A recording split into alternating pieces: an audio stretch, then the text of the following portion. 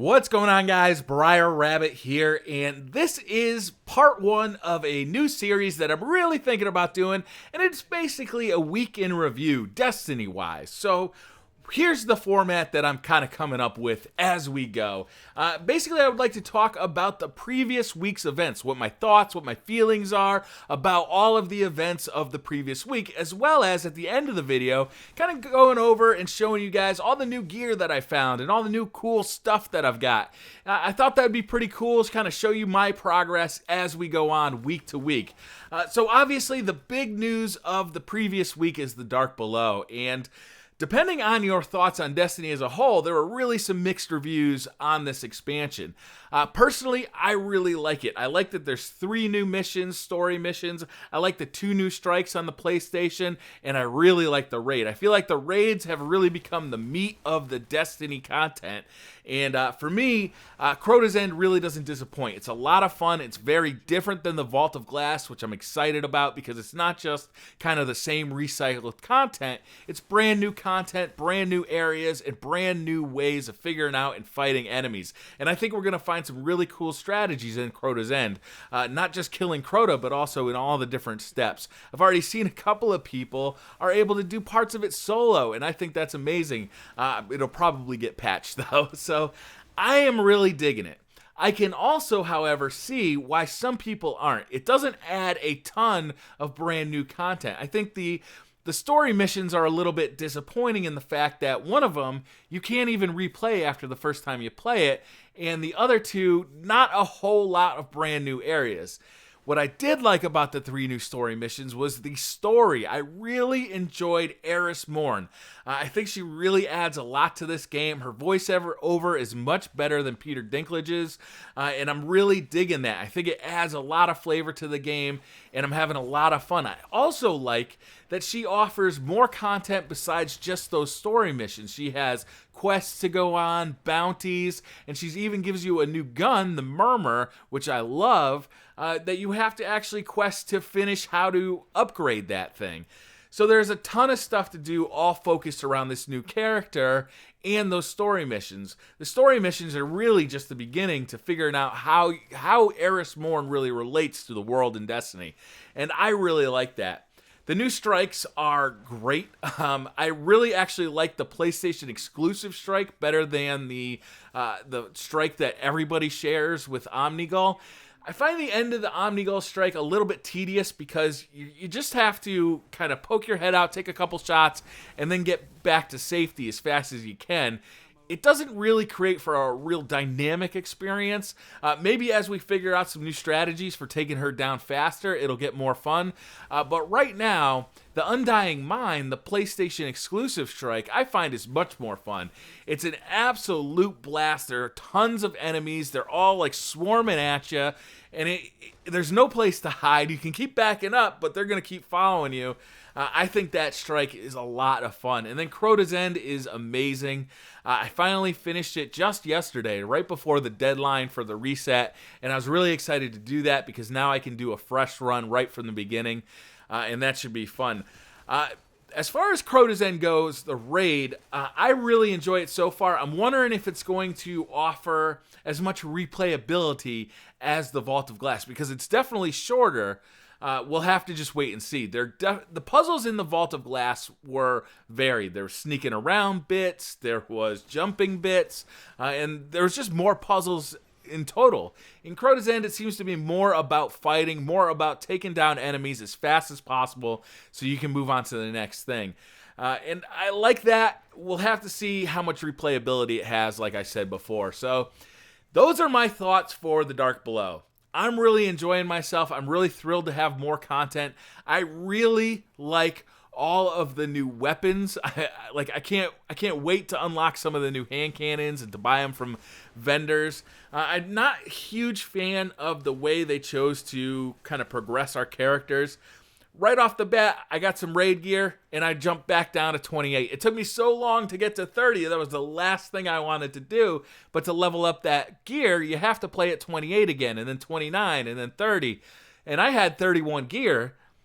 That was a little bit disappointing. So I'd like to see them address the way that they level up characters in the next raid. I'd like to really see some changes to that. Now, today they actually released a patch that if you get new raid gear from Crota's End, it will start off at level 30, which I appreciate. I think that's a good decision. But I've got more thoughts on what I think they can do with level progression, and I'm going to save that for a whole nother video because it's quite a lengthy topic. So that's what I did. That's what I've been spending my time doing. I also played quite a few runs of Vault of Glass. I'm still trying to get that Vex Mythoclast.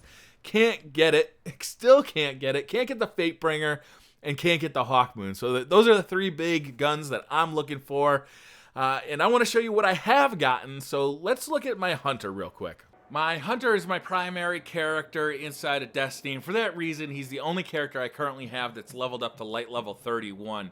And I really like playing as the Hunter, and I was really excited to find out that the Hunter was going to play a much bigger role in Crota's End Raid than it did in the Vault of Glass. So I really worked hard on getting my light level up to 31 so I could really be competitive inside the Crota's End Raid, and to do that, I went hard on getting level 31 armor, and you can see that here. The Astrolord grips, I absolutely love. You can see they have a light level of 33, and they have great perks. Intellect 53, Discipline 51, increased reload speed with hand cannons, and causing damage with a melee attack reduces your grenade cooldown. I love these grips. If those Intellect and Discipline stats were a little bit higher, I would love them even more, but I mean, they're almost perfect the way they are.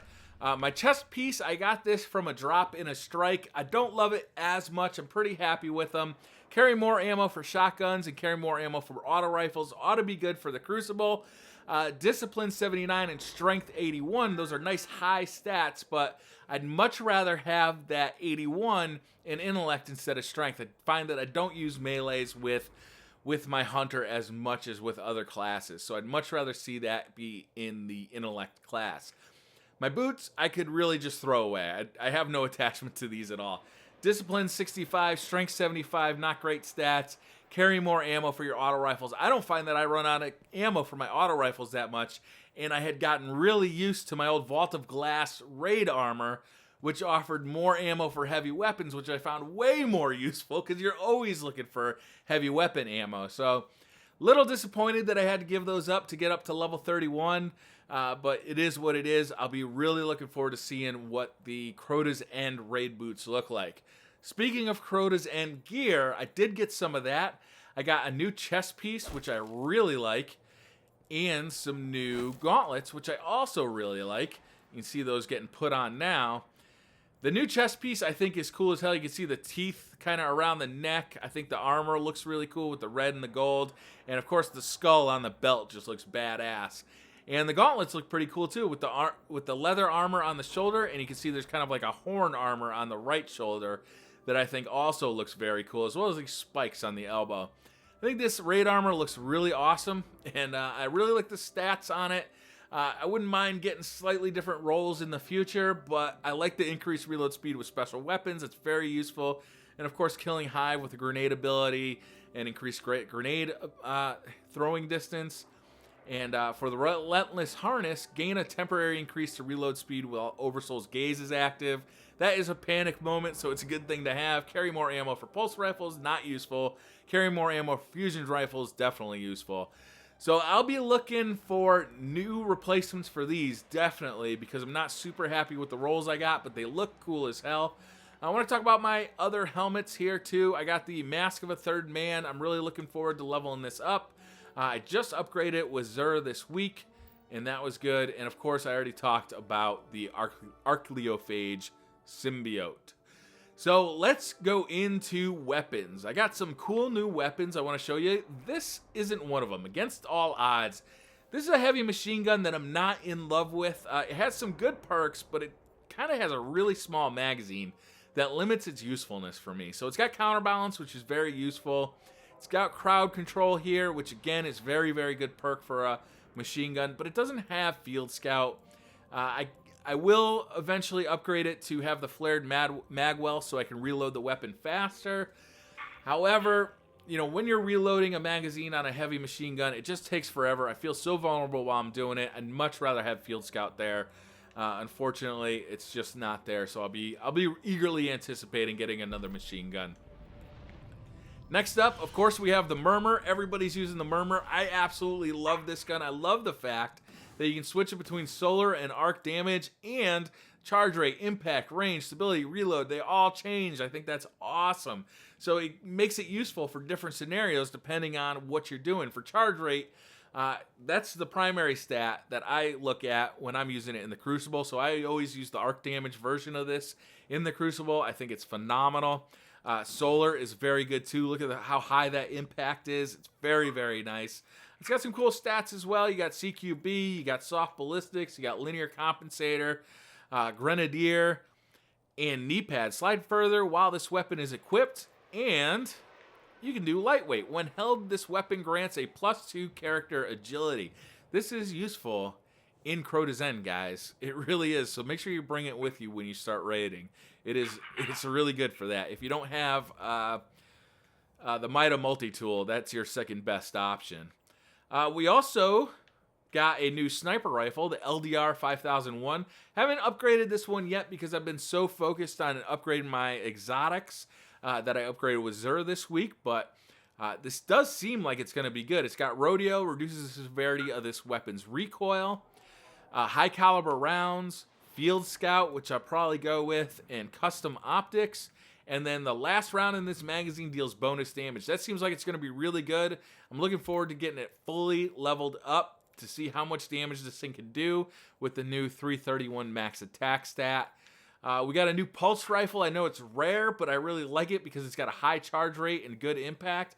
I've been using this in the normal Crucible. I probably will not use it in the Iron Banner because I'd much rather use Light Beware or even a brand new gun. And then, of course, we got the Raid Shotgun, Swordbreaker. I think this shotgun is awesome. I did use it a little bit in Iron Banner this morning. I haven't used it extensively, and as you can see, I haven't upgraded it much at all. But it's pretty cool looking, and it seemed to be pretty good in the Iron Banner. So we'll really have to just kind of wait and see at this point. See how good it's going to be in PvP. But this one's got Grenadier. It's got flared magwell to reload this weapon faster. Hammer forged, improved range and accuracy. That is definitely the one I'll probably end up going with. More range on a shotgun is very handy. And lightweight. When held, this weapon grants +2 character agility. Finally, we got final round. The last round in the magazine deals bonus damage. That's going to be awesome. And then there's Hive Disruptor. Increased damage to Hive Majors. I think that'll come in handy as well. So that pretty much does it for the new gear. I did upgrade my Icebreaker with Zur. I didn't get a chance to do the Plan C, the Pocket Infinity, or Patience in Time. Heard the Pocket Infinity has been rolled back. I actually haven't checked its stats yet. Extended Mag is still there.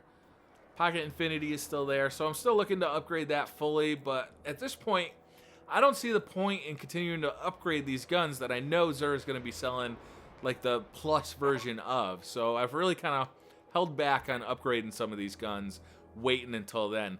Icebreaker, I was super psyched that he did that week 1 because I use this gun so much. I've done some pretty decent upgrading on this. I'm just almost got the Icebreaker perk unlocked.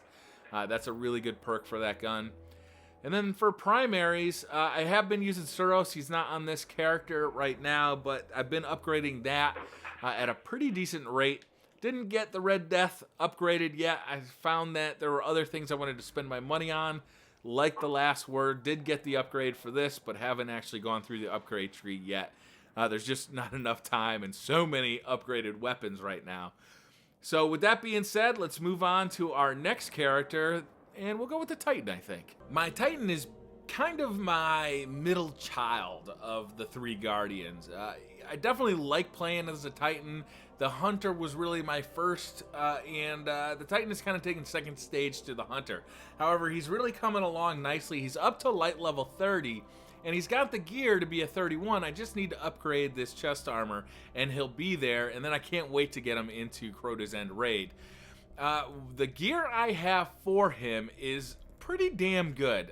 Helm of Saint 14. I just got this from Zur last week, and I really like it.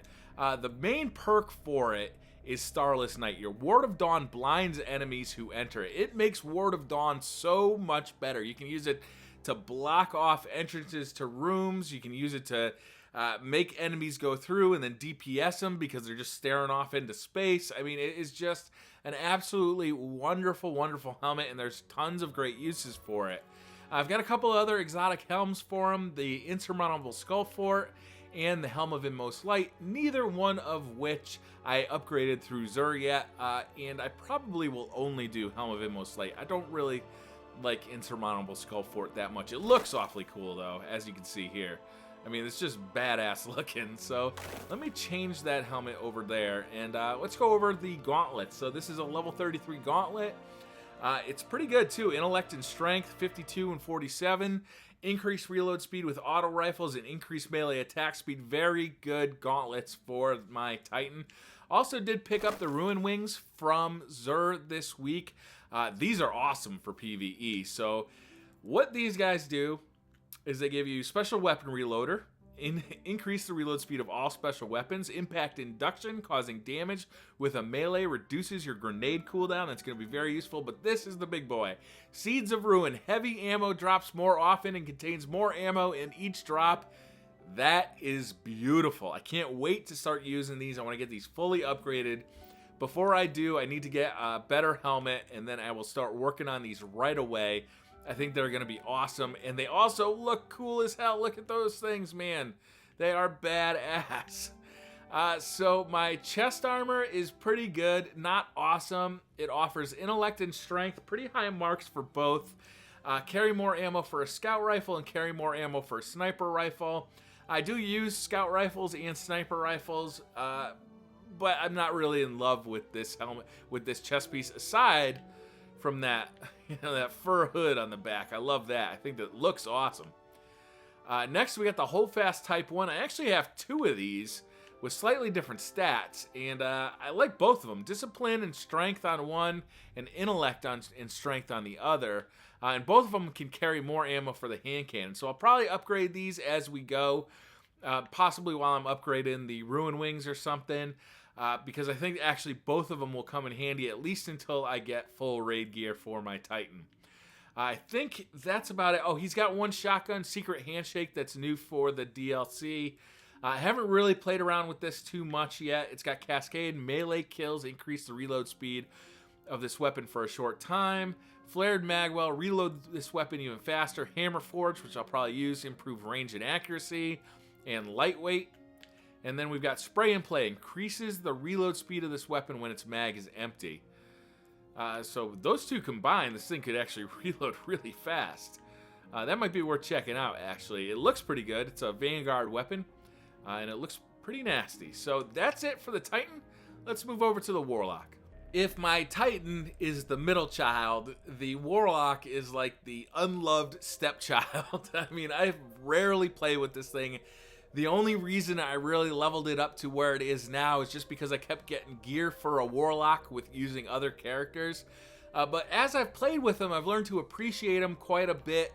I'm still working on upgrading the subclasses, as you can see here. Neither one of them are maxed out yet.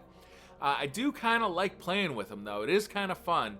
And I did pick up the Claws of Ahamkara this week from Xur.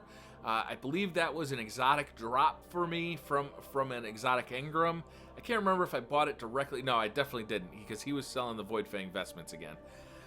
Of course he was. So I'm actually really looking forward to leveling these things up. It's got some cool perks. Special Weapon Loader, increase the reload speed of all special weapons. Snap Discharge, increase melee attack speed. And the Whispers, gain an additional charge for Scorch and Energy Drain. I think these things are going to be an absolute beast in PvP. I think they're really going to be good.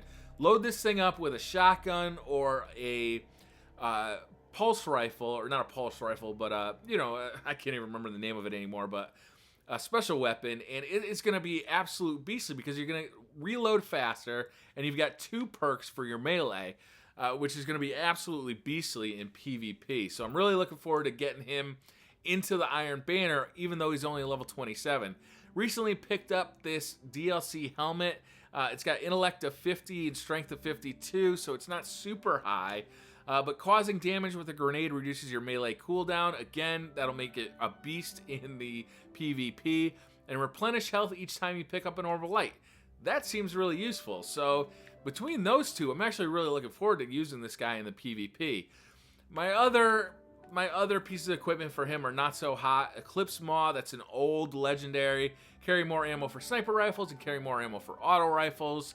And then we've got the Astro Lord boots. Carry more ammo for auto rifles. So that's about it for the Warlock. Again, I really just don't have that much playtime in with the Warlock, but I'm looking forward to getting some more as more time comes available. That's also going to do it for this video, guys. And this is the first weekend review for Destiny. So I'm looking for some feedback. What'd you guys think of the format for this? Kind of the opening of telling you what I did for the week and then showing you all the new stuff I acquired. Hopefully you guys like it. Definitely leave some suggestions of what you would like to see change. Also, what do you think these characters lack? How should they be upgraded? I'd love to hear your thoughts on that. Thank you very much for watching. Hit that like button if you liked the video. Hit subscribe if you're new to the channel. And I'll see you guys next time. Bye.